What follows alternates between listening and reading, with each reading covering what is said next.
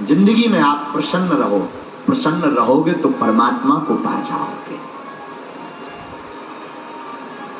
प्रसन्नता का सूत्र हमारे नंद नंदन भगवान ठाकुर जी देते हैं।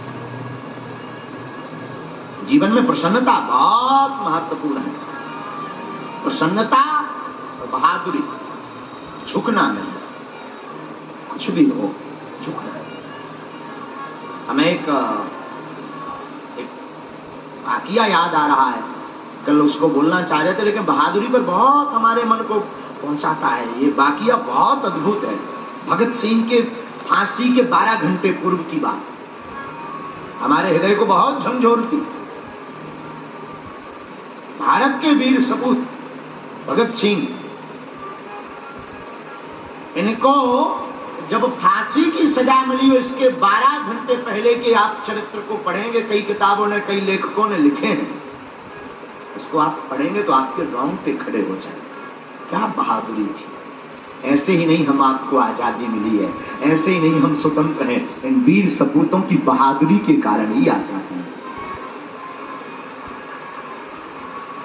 ये कहो तो हम सुनाएं, फिर कथा में प्रवेश करें। इसे वैसे ये सुनने योग्य है, हम आपको सुनाते हैं, फिर कथा की ओर चलेंगे।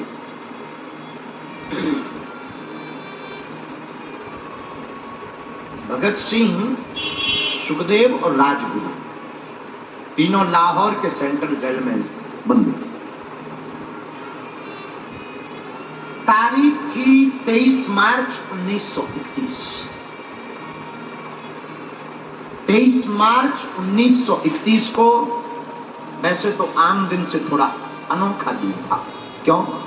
उस दिन रात को प्रकृति ने बहुत उपद्रव किया, आंधी चली, तूफान आया और सुबह वातावरण थोड़ा शांत हुआ। इन तीनों वीर सपूतों को फांसी मिल गई थी, लेकिन उस वक्त अंग्रेजी हुकूमत ने इनको फांसी की तय तारीख के 12 घंटे पूर्व ही फांसी देने का निर्णय लिया। शुरुआत अलग, आंधी के साथ, मानो प्रकृति भी इन वीर सपूतों की बहादुरी के कारण अपने आप को रोक नहीं पाई।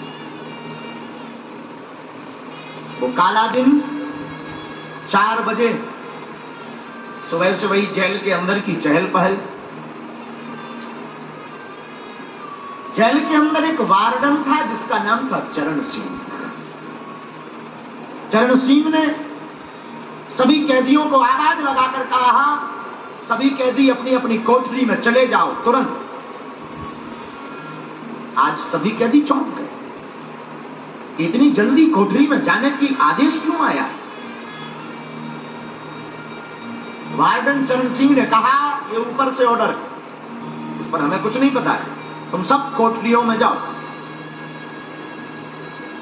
सभी कैदी भयभीत होकर के सहमे हुए अपनी अपनी कोठरियों में चले गए।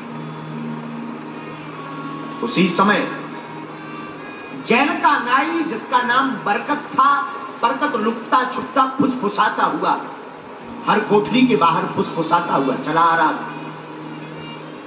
उसकी आंखें कुछ बोल रही थी, उसकी आंखें कुछ कह रही थी। वो आंखों को बार बार नीचे झुका रहा था, अपने आप को वो संभाल रहा था। फुसफुसाते हुए उस बरकत नाई से एक कैदी ने पूछा, क्या बात है,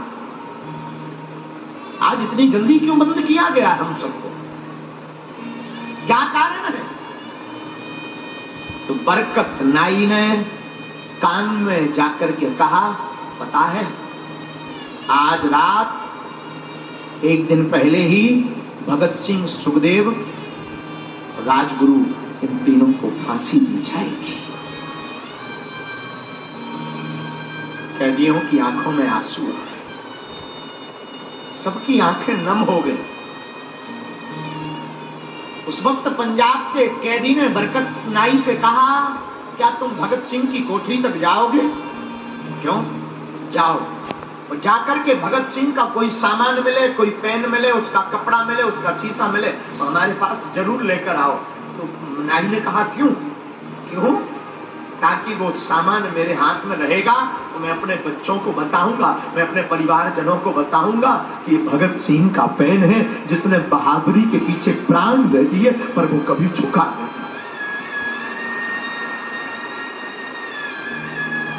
वो कभी झुका नहीं राष्ट्र माता के लिए। बरकत नाई भागा भागा कोठरी में गया और कोठरी में जाकर के बड़ी कठिन जिंदगी है। बरकत नाई देखता है कि एक छोटी सी कोठरी जिसका नंबर है 14 नंबर की कोठरी में मानो एक सिंह यहां से वहां डोल रहा है। सिंह की भांति भगत सिंह डोल रहे थे, चेहरे पर कोई शिकन नहीं, चेहरे पर मुस्कुराहट। वो छोटी सी कोठरी जिसमें पक्का फर्श भी बैठने को नहीं है, लेटने की ठीक से व्यवस्था नहीं, वो गठीला चौड़ा बदन। बरकत नाई पेन ले आया, कंघा ले आया और लाकर के कैदियों को दिया। आपस में लेने की होड़ मच गई, सब कैदी लड़ने लगे। बाद में लकी ड्रा निकाला गया, बरकत नाई निकल गया। 14 नंबर की कोठरी, उसमें सिंह की भांति हमारे राष्ट्र का एक बहादुर सिंह की भांति डोल रहा था। फांसी के ठीक 2 घंटे पूर्व, 2 घंटे पहले भगत सिंह के वकील थे जिनका नाम था प्राणनाथ मेहता, वो आए और उन्होंने आकर कहा, शेर तुम्हें पता है क्या, तुम्हारी फांसी की तारीख के 12 घंटे पहले ही तुम्हें फांसी दी जा रही है। भगत सिंह के चेहरे से मुस्कुराहट नहीं गई और वही सिंह से जैसी बुलंद आवाज में कहा, क्रांतिकारियों को तो मरना ही होता है, क्रांतिकारियों की तो शहादत ही उनका जीवन होती है। अच्छा एक बात बताओ, तुम हमारी पुस्तक लेकर आए हो कि नहीं? प्राणनाथ मेहता चौंक गए कि कुछ देर बाद इनकी फांसी है, ये पुस्तक मांग रहे हैं। लाइब्रेरी से जो पुस्तक लेकर के आए थे वो भगत सिंह के हाथों में दी। भगत सिंह ने बिना देर किए पुस्तक को पढ़ना प्रारंभ किया।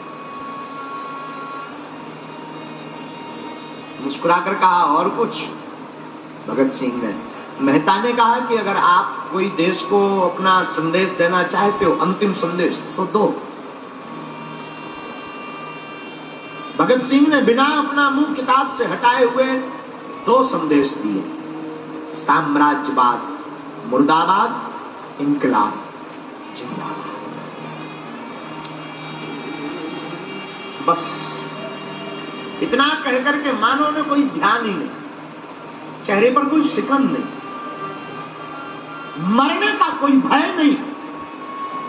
सिंह को मानो ये पिंजरे में जरूर बंद है पर इस सिंह को किसी का डर नहीं। जाते जाते मेहता को देख करके भगत सिंह ने कहा, सुनो, सुभाष चंद्र बोस को मेरा धन्यवाद कह देना, उन्होंने मेरी बहुत मदद की है केस में। तुम जा तो रहे हो, धन्यवाद कह देना। और यह सिंह अद्भुत है। बहादुरी की बात हम आपको इसलिए बता रहे हैं, भगत सिंह की बात, बहादुर हो तो ऐसा हो। ये इतने बहादुर थे कि इनकी माँ फांसी के पूर्व जब मिलने आई भगत सिंह की, तो माँ का हाथ पकड़ करके कहा, माँ तू एक वचन दे मुझे। माँ ने कहा, माँ को बेटा क्या दूं? माँ जब मेरी फांसी लगे तो तू मत आना। माँ ने कहा, क्यों ना आऊं? माँ तू मत आना जब मेरी फांसी लगे।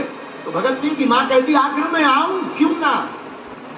भगत सिंह कहता है, माँ तू आएगी, मुझे फांसी पर लटकता हुआ देखेगी तो तू रो पड़ेगी, और रो पड़ेगी तो लोग क्या कहेंगे? एक क्रांतिकारी की माँ रो रही है, एक क्रांतिकारी की माँ कमजोर है, इसलिए तू आना मत, ताकि मैं बता सकूं, मैं इनकलाब जिंदाबाद का नारा दे सकूं। माँ तुम मत आना। माँ मैं वचन देता हूं फांसी पर भी मैं चढ़ते चढ़ते इंकलाब जिंदाबाद का नारा ही लगाऊंगा। मैं ये वचन देता हूं, मैं शेर का बालक हूं। मां की आंखें डबडबा गई। भला ऐसा कौन मां होगी जो अपने बेटे की फांसी सुनकर के उसका हृदय ना पिघले। और धन्य है भगत सिंह की मां। उसने कहा, जा बेटे चिंता मत कर, मेरा साथ तेरे साथ में नहीं आऊंगी अगर इसमें तेरी प्रसन्नता है तो।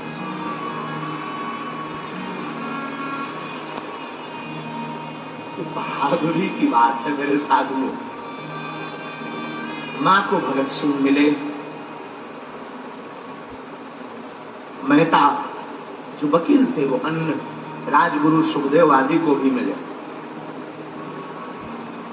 जेल अधिकारी को समय का पता लगा कि 7 बजे फांसी देनी है। तो जेल अधिकारी ने खबर भेजी, भगत सिंह आपको मृत्यु के 12 घंटे पूर्व ही, आपकी फांसी के 12 घंटे पूर्व ही आपको फांसी दी जा रही है। कुछ नहीं कहा, किताब पढ़ते रहे।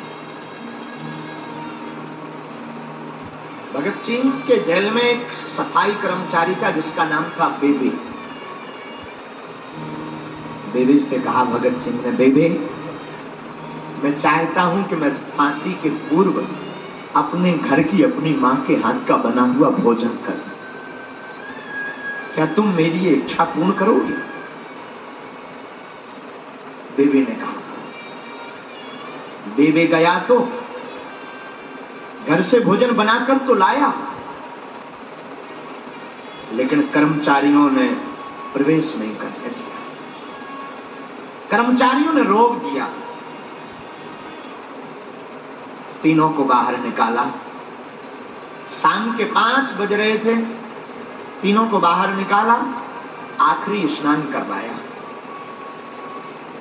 जैसे ही तीनों बाहर निकले, एक दूसरे के हाथ पकड़े भगत सिंह, सुखदेव और राजगुरु ने, और धीमी धीमी गति